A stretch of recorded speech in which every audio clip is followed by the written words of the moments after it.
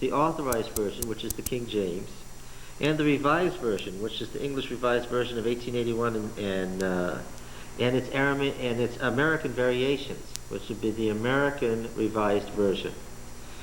And of course, the English Revised Version and the American Revised Version came together as the Revised Standard Version, which we are reading.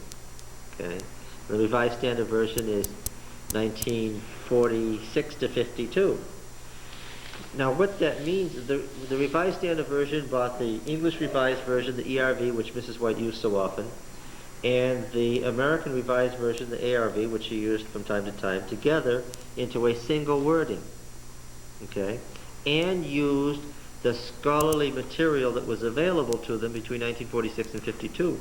The reason for a new Revised Standard Version is that the Ugaritic text, the Eblaite text, and of course, the Dead Sea Scrolls primarily have changed the understanding of a good many words and passages. Therefore, the new Revised Standard Version changes the wording in places where it absolutely wasn't correct. But the point of what I'm saying is that if you have a King James Bible or if you have a Revised Standard Bible, either one, you can use those words and use this and find out what the word was. How do you do that? Well, let's say, let them make me a sanctuary that I may dwell among them. Exodus 25:8. Isn't that the wording in the RSV and the King James too? So okay, so I'll go over here to sanctuary. This is just alphabetized here. All right, so under sanctuary, Sanballat, we're getting close. Samaria, so we're right in here somewhere.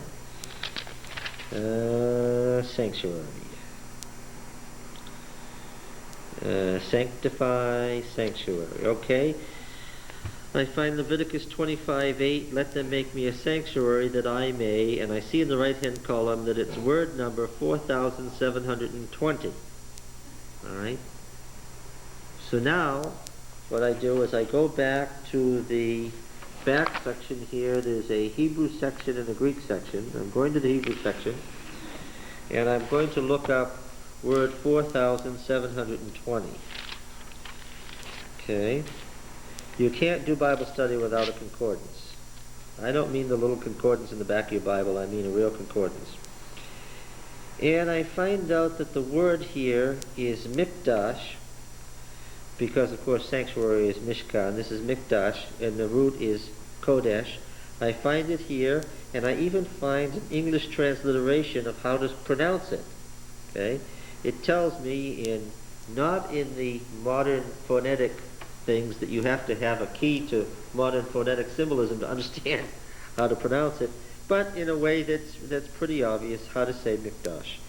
And it says from 6942, a consecrated thing or place, especially a palace, sanctuary, whether of Jehovah or idols, or asylum, chapel, hallowed part, holy place, sanctuary. Well, if I wanted to find the root, it's from 6942. I'm sure if I go over to 6942, I will find that it's QDSH Kodesh. Okay. Now then, all I need to do now is turn to the Theological Dictionary of the Old Testament, and I will read an article on that is going to give me 30 pages of the most recent scholarly material on what's known about that word from the beginning of its appearance in history down to the rabbinic period.